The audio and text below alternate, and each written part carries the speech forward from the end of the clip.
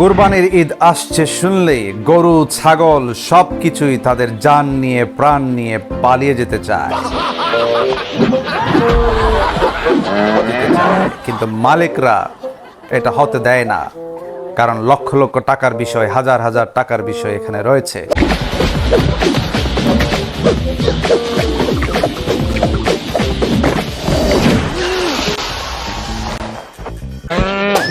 এই দেশে, এই পৃথিবীতে সবকিছুরই দাম প্রতিদিন বাড়তেই আছে এবং সঙ্গে সঙ্গে বাড়ছে গরু, ছাগল, হাঁস, মুরগি, ডিম সবকিছুর দাম।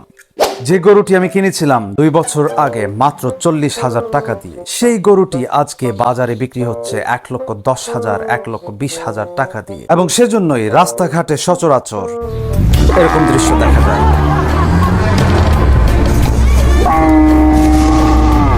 Oh no!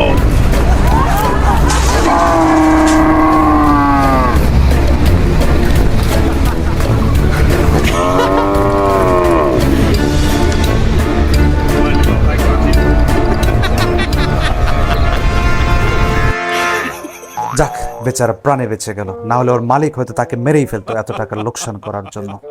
গরুকে কুরবানি দিতে না পেরে হয়তো তাকেই কুরবানি দিয়ে ফেলতো। এটাকেই বলে প্রাণ যায় কিন্তু গরু না যায়। একটা সময় ছিল এই পৃথিবীতে যখন গরুর ভড় কেউই খেত না। গরু জবাই হওয়ার পর মাংসটা রেখে ভড়টা নদীতে ফেলে দেওয়া হতো। ছোট ছিলাম, দেখতাম নদীর স্রোতে ভড় ভেসে ভেসে যাচ্ছে আর তার উপর বসে কাক খাচ্ছে, আর মানুষ এই দৃশ্যগুলো নদীর পাড় থেকে দাঁড়িয়ে দাঁড়িয়ে উপভোগ করছে। আর এখন তার ঠিক উল্টোটা হয়, গরুর ভড় নিয়ে মারামারি টানাটানি করে মানুষ, আর দাঁড়িয়ে দাঁড়িয়ে দেখে কুকুর আর কাক। গরুর ভড় খাওয়ার জন্য মানুষ জাতি পাগল।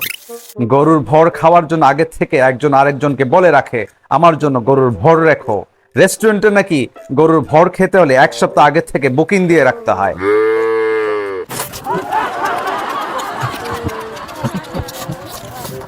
এবং সেজন্যই তো এই ধরনের দৃশ্য প্রায় দেখা যায় আজকাল।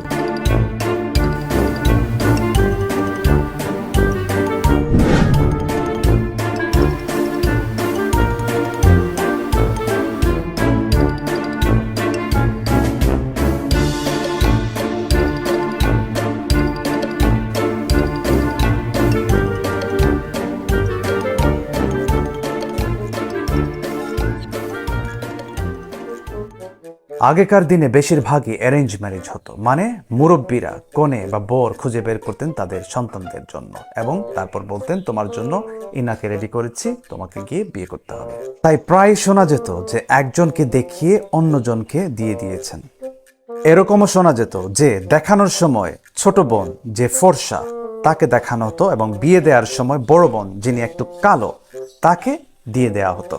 হয়তোবা কিছু কিছু ক্ষেত্রে এই ঘটনাটি ঘটেছে, কিন্তু আমার কাছে মনে হয় যে মাঝে মধ্যে এরকমও হয়েছে যে কনেকে দেখানো থেকে শুরু করে বিয়ের রাত্রি পর্যন্ত, পরের দিন ঘুম থেকে ওঠার আগ পর্যন্ত তার মুখে, তার গলায়, তার কানে, তার পায়ে পার্লারে করা হেভি মেকআপ থাকে।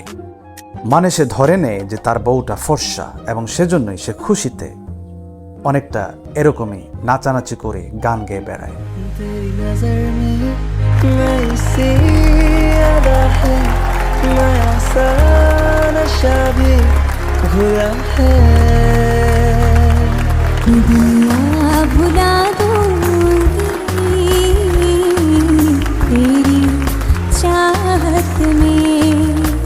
এবং পরের দিন সকালে যখন তার বউটা বাথরুম থেকে গোসল করে বের হয় এবং সে তার বউয়ের এই রূপটা দেখে, তখন সে ধরে নেয় যে তার সাথে ধোঁকা হয়েছে, তাকে ঠকানো হয়েছে, মানে তাকে একজন দেখিয়ে অন্যজন তার গলায় বেঁধে দেওয়া হয়েছে।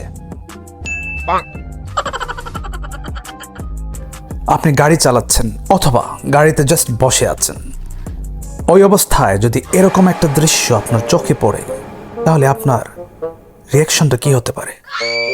ফেসবুকের জন্য তোলা ছবি, ইনস্টাগ্রামের জন্য তোলা ছবি, হোয়াটসঅ্যাপের জন্য তোলা ছবি, আর আইডি কার্ডের জন্য তোলা ছবি। গুগলের তথ্য অনুযায়ী বাংলাদেশের সুপারস্টার হিরো আলম যেমন ভক্ত তেমন তাদের নায়ক। my god. এই পৃথিবীতে সবাই হয়ে যেতে চায় নায়ক আর গায়ক। একটু যদি চেহারা কোনো নায়কের সাথে মিলে যায় তাহলে তো আর বুঝতেই পারছেন।